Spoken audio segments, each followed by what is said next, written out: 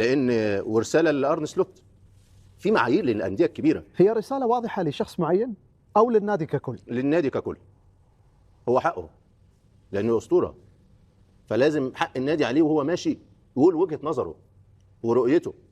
لان ارن سلوت يا عبد العزيز بعد المؤتمرات الصحفيه نزل بالمعايير واصبح يوجه رسائل لداخل الفريق. قال لك احنا نسجل هدفين في استون فيلا في ملعب استون فيلا، نوت باد نوت باد.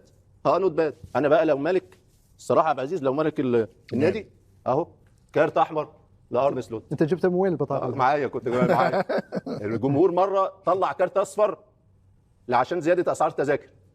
المفروض النهارده الماتش الجاي يطلعوا كارت احمر لارن سلوت، لان مش معقول النادي يخسر 19 مباراه في موسم وانت طالع في مؤتمر كل مؤتمر صحفي تقول اصل انا سجلت هدفين في ملعب استون فيلا نوت باد. لان اتذكر زادت بنسبه 13% تقريبا. وبعدين الملاك رجعوا في القرار وقال لك السنه الجايه هننفذ القرار اللي بعديه، ممكن ما ننفذش رغبه للمظاهرات.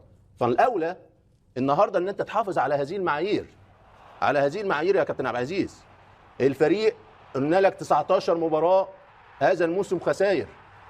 الفريق دخل في شباكه رقم قياسي من الاهداف، مش عارف 51 هدف ولا كام، والله العظيم.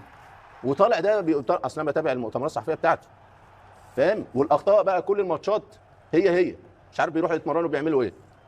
ونتكلم على حته المعايير، قال المعايير مش في الجيم بس، المعايير في المستطيل الاخضر. هذا في المؤتمرات الصحفيه الاخيره. ده جاب لك الدوري السنه اللي فاتت وجاب لك بطولات. فهو حقه على النادي انه يقول وجهه نظره، لانه هو موجود في المجموعه وادرى بالبيئه وادرى بالمعايير. المعايير نزلت. ليفربول ما بيفوز بمباريات، ليفربول بيفوز ببطولات. فالاولى ان المعايير تبقى ثابته وتتاقلم مع ثقافه النادي، مش النادي اللي يتاقلم معاك.